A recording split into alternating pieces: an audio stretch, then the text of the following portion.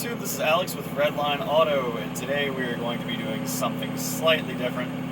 First of all, I apologize for filming in portrait mode right now. My GoPro mount broke, and I'm kind of working with what I got, which is my phone propped up against the windshield.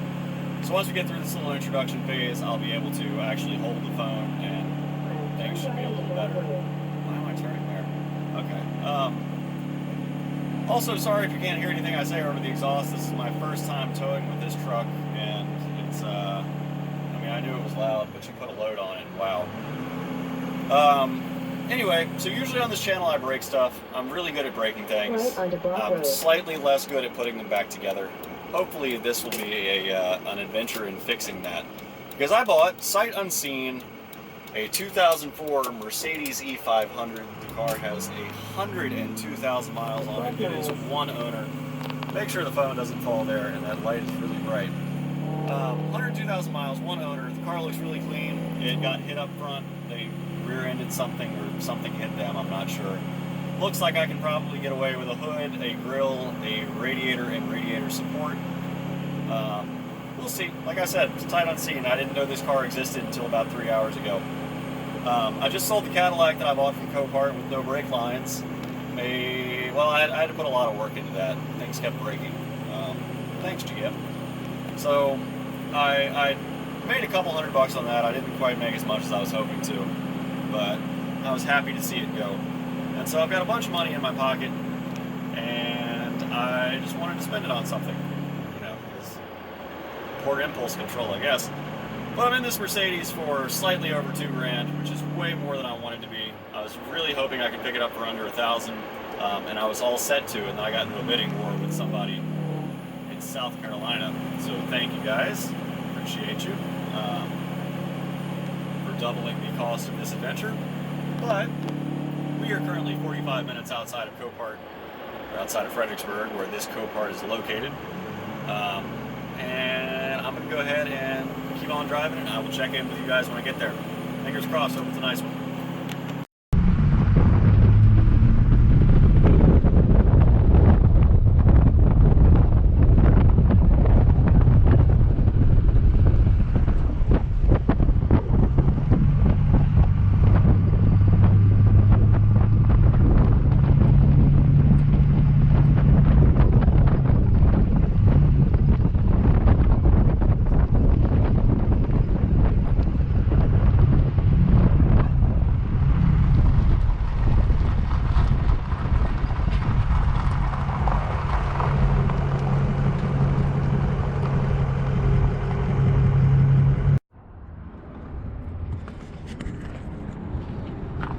Okay, so that loader is going to get our car. That'll be good. Climb up in here. Hopefully this won't take forever. I have never bought a car from Copart that didn't involve some really terrible drawn out process that there's a lot of stories there. So hopefully this is quick. And here she comes.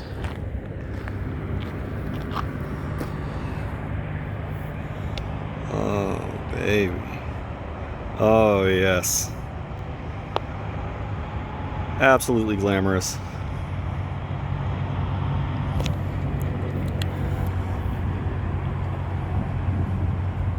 Wonder what I see leaking from the rear end right now.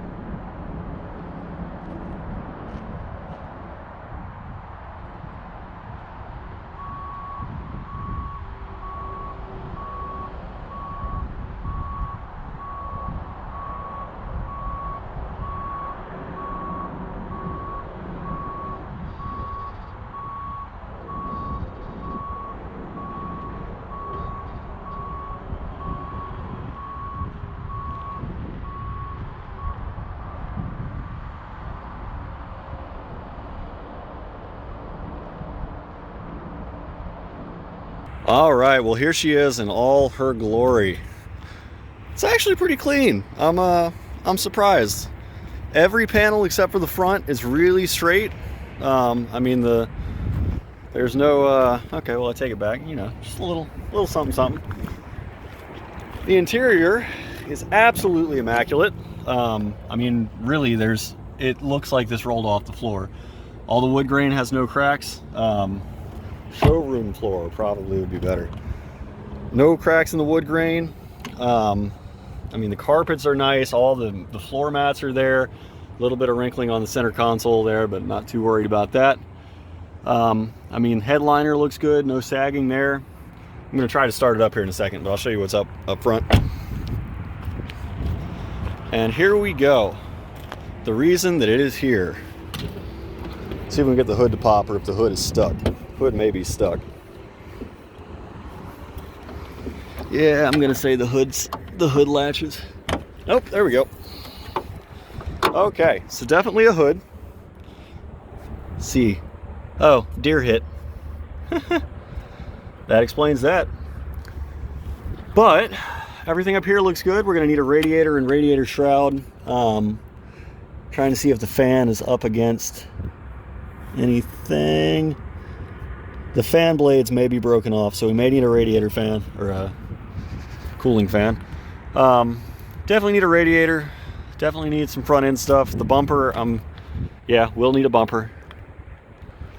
We come around here, the other side. But I mean, other than the front end stuff, the car is straight. I'm not sure. I hope the air ride pumps back up because that's going to suck if it doesn't. But let me get the key out of the truck. We'll fire it up. Okay, well, it fired right up. Even the battery's good. I mean, it seems to be running well. The air ride is working, which is good. Good news for me. Actually, that side's lifted up. Let's come over here. What I'm going to do, yeah, see, look. It's not sitting on itself anymore. What I'm going to do is probably move this truck or move the truck to a place off their lot and then turn the car around on the trailer. I'm never too crazy about when they put them on rear end front first like this, so it makes the trailer sway. Want things to be nice and balanced. Battery protection conventional functions temporarily unavailable. Not sure what that means, but we're gonna find out. Yep, everything else works. Audio using command must not divert your attention away from road and traffic. Fair enough. Navigation device unavailable. Hopefully that's something to do with that. Right now I'm just happy that it starts and I'm happy that the air ride works, frankly. If we can keep on with stuff like that, keep having decent luck, I will be very happy. It's a pretty clean car though. So far I'm happy. What I'm not happy about is the fact that between leaving the Copart lot and Sheets here, which was about a mile away, I lost all my trailer brakes and all my trailer lights. So unless I can get those back, I will be driving back at night with no trailer brakes on a 5,000 pound trailer, no lights in the dark, and that's going to be a good time. Okay, so it is the next day. It is the 1st. I got back in late last night. I was really hoping to get the car off the trailer and everything last night, but it just, things didn't work out the way I wanted to. I did get my trailer brakes, or my trailer lights working. I never got the brakes working. I'm sure there's a connection problem at the hitch of the truck. But let's go ahead and get this off the trailer. Let's see if it'll start after sitting overnight. Oh, right to life.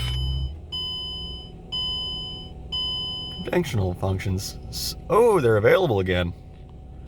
No malfunctions. I like to see that. Navigation device unavailable. I don't know if that means the car just doesn't have navigation. That's possible. I didn't think so, but it is possible. Let's see if we can get this off the car or off the trailer without running the car off the ramps. That would be really good. Kind of hate doing this. There we go.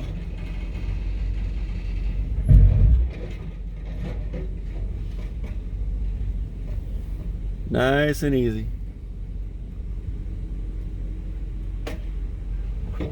Nice and easy. Almost like it was made for it.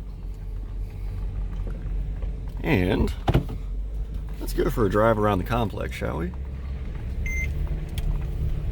Hood open. Yeah.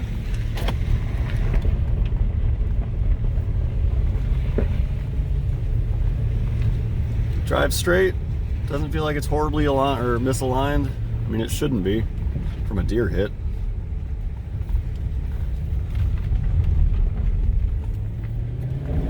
It's shifting well. It's got V8 power. All 300 horsepower that the Mercedes 5-liter V8 came with. But we're not going to complain. Almost feels like the brake's on. I don't think it is.